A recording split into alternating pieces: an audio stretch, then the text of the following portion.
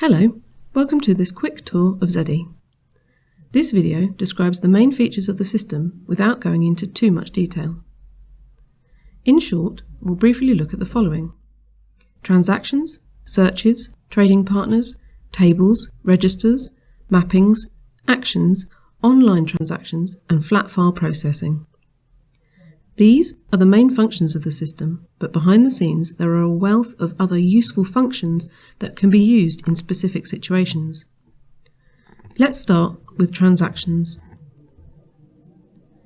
This page lists the files that have been passed to ZEDI for processing, either by your business system or your trading partners. The filter fields in the column headings can be used to easily locate the transactions you're interested in. Clicking an entry in the list shows detailed information about that transaction. Notice that all transactions have a current condition. It describes the state it's currently at in its processing and whether or not it was processed successfully. The Contents tab shows the data contained within the file. The Metadata tab lists items of information that could be useful when performing searches and for controlling how the transaction gets processed. The Actions tab shows what actions would be performed on this transaction depending on its current condition. The History tab records what happened to the transaction when it was processed and would also show detailed information about any errors if there was a problem. Child files list the transactions that were generated from this transaction. For example, when a map the file action has been used to map the data into a format required by your business system or trading partner. The Session Logs section lists the files that contain information about what happened when the file was sent to another system. For example, if the file was sent using AS2, you would find the MDN that confirms its receipt here. Searches can be performed in a number of ways, making it easy to locate a specific document, such as an order. If you already know the ZEDI file name of the transaction, you can enter this, or just the numeric part of it, in the name field to locate it quickly rather than page through the full list of transactions.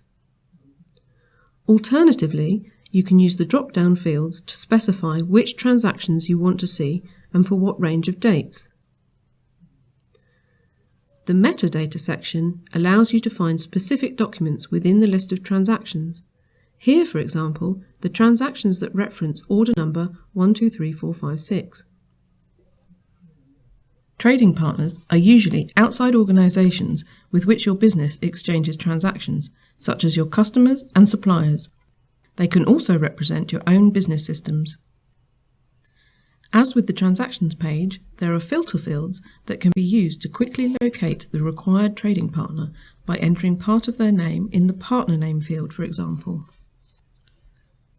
A trading partner has basic information like their name and address, and there is a contact section where you can record details of the people to talk to if there is an issue. The Identity section lists the various IDs that are associated with this partner, such as their customer number, supplier number, mailbox ID, and so on. The Communications section allows you to define the possible ways you might exchange transactions with this partner. These include things like FTP, AS2, OFTP2, etc.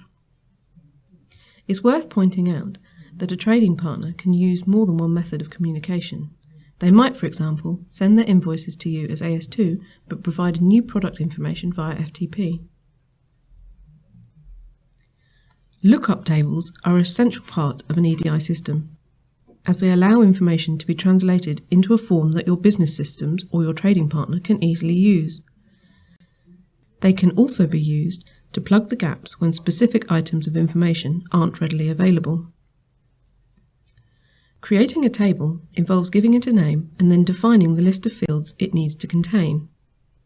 You can edit the contents of the table in a number of ways. The simplest is to edit the table online.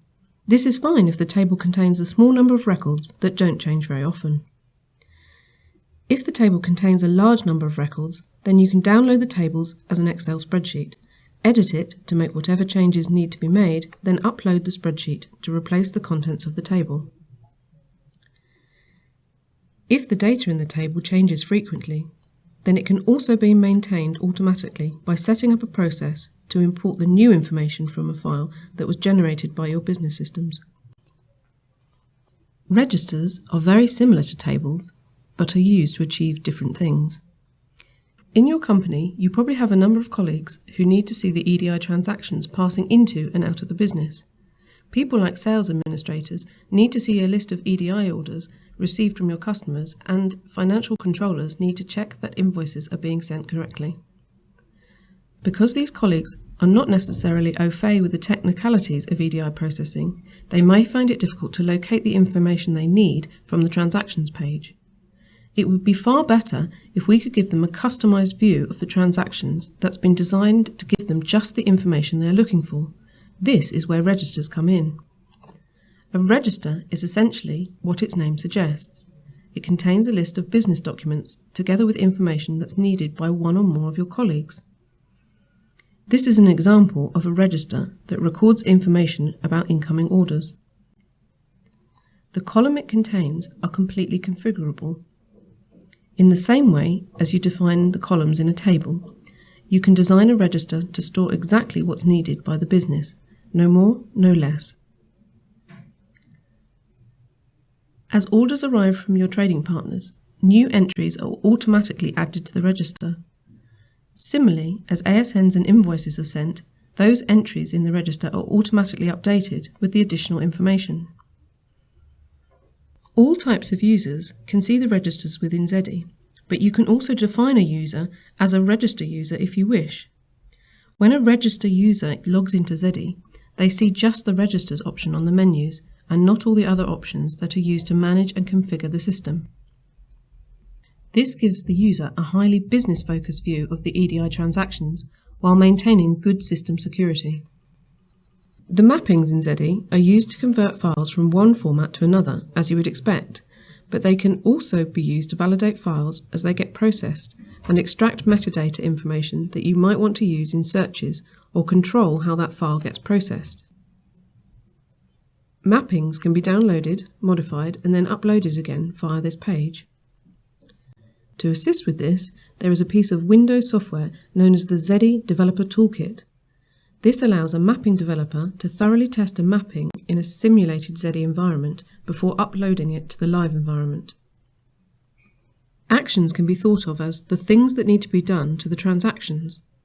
One of the most frequently used is the map the file action, but a host of others are available to deal with specific situations. In this example, an Excel import action is being used to process a spreadsheet that has been sent to us by one of our trading partners. Its job is to extract the information from the spreadsheet and get it into a form that we can automatically map and import into our business systems. It's possible that you'll find that some of your trading partners will not be well equipped to handle EDI transactions. You may have a supplier that receives orders very infrequently, so they're perfectly comfortable with handling those orders manually. In these situations, the trading partner would prefer to receive their orders and submit their ASNs and invoices by logging onto a web page. From your point of view, it would be preferable to treat them like any other supplier rather than manually email or phone orders through to them. ZEDI includes an online processing environment that can be used in this situation. Outbound orders for the supplier are processed using an action called Add Online Transaction, which records all the information in an online system. The supplier has been defined as a user of type partner, which means that they can log onto ZEDI and see just the transactions that belong to them. It also means they can use the online system to manage their orders and return ASNs and invoices. This is an example for a supplier called Morgan Fine Foods. It shows a number of new orders which can be viewed online or downloaded as an Excel spreadsheet. Once an order has been viewed, they can then prepare an ASN to give the actual delivery quantities and to indicate where product substitutions needed to be made. The ASN information is then processed through ZEDI as though it had been received from an EDI-capable trading partner. Once the ASN has been sent, the supplier can then compose the invoice they wish to submit. Again, from the customer's point of view, this invoice gets processed in the same way as invoices from all other suppliers.